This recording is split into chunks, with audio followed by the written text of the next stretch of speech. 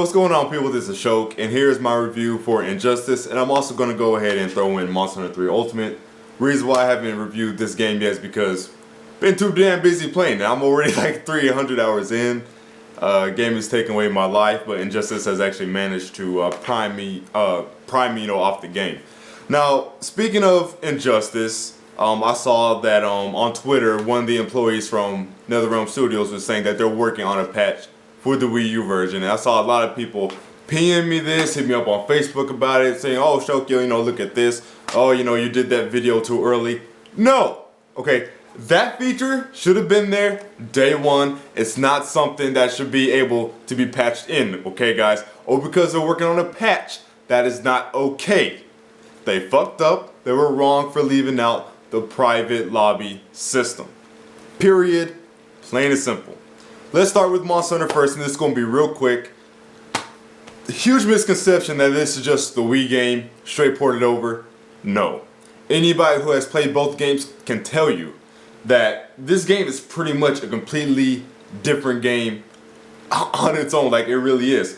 Some of the early missions on the single player, they're kind of pretty much in line with the first game. But even after you get past those first missions, the game becomes completely different. Only the single player is actually identifiable. You see what I'm saying? Because when you go online, it's like a completely whole different game. They revamped the online completely. Not even an improvement on top of Try, but it's a completely different kind of online. See what I'm saying? Not only do you have a new lobby, but you have, new rooms, a new, like search features, new, you have a password feature now. The whole friend system is completely different.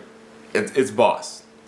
Everybody who says that this is just like, they act like this is a straight port, just a port. They took the Wii game, added a few monsters and ported it over. No, you're wrong. 51 new monsters instead of 18. Over 2,000 new armor pieces. 3 new areas. A completely new online. It's almost a completely new game. The only similarity this has to Try is, like I said, the half of the single player. Other than that, completely different game. If you have Try, still worth $60 because really this is like $120 worth of extra content. You can't even consider it extra content, because it's not like, oh, we're going to add in five new monsters, 1 new area, couple new features. That's it. No, like I said, it's like a completely whole new Monster Hunter almost. So it's worth it. Go buy it. Now, Injustice. Beat the single player the second day I had it. It was really short. I was like, whoa, it's over already. But it is a fighter, so that is to be expected. But I don't know if I'm tripping. But I felt that the Mortal Kombat campaign was longer. If you guys have beat that campaign and you guys remember exactly how long it was, let me know.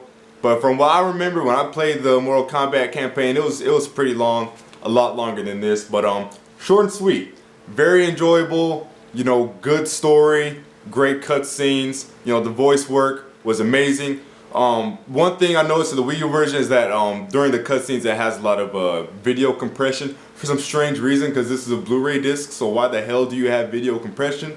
So you'll see a bunch of lines on the screen and things of that nature, but from what I know, it doesn't have that in the PS3 360 versions.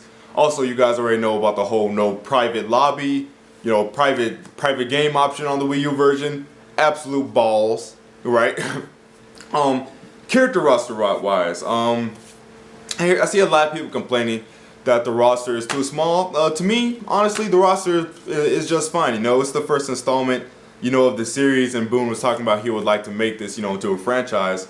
So, you shouldn't expect, like the first game in a series, 30 characters, out the gate like that.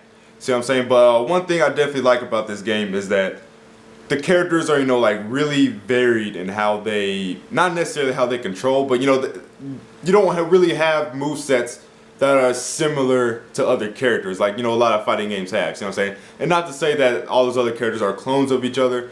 Basically, each character, has their own blatant, personality, feel, control, things of that nature. I like that. My personal favorites, I'm maining Harley Quinn. That is my main. I love her. I tried Hot Girl out and I actually kind of like her, and I can't believe I'm saying this, but Aquaman is actually a decent character. He's actually decent. He has some nice juggles, some nice combos actually. I can't believe I said that. I can't believe I even clicked on the man, because I remember before I got the game I was like, I ain't gonna fucking use Aquaman. Aquaman is like the Canada of DC, completely irrelevant, right? But he's actually a pretty decent character. So the combat is great. It's MK9, except better. You know, basically, and that's not to say it controls exactly like MK9, because of course it's going to feel a little bit different. But anybody who's played MK9 knows, you know, you can definitely feel the similarities between this game and MK9. Of course, it has like a couple more added mechanics though, such as being able to bounce people off the walls, being able to bounce people off the environment, and of course, you know, you can knock people, you know, through the current stage you're at and knock them to like a different area of the stage or whatnot. So it has a lot more mechanics than MK9. It has the bounce cancels, you know, things of that nature. Basically builds upon what made, you know, MK9 good and adds in a little bit of its own, makes it better. Great fighting engine in my opinion. I have no complaints about the combat.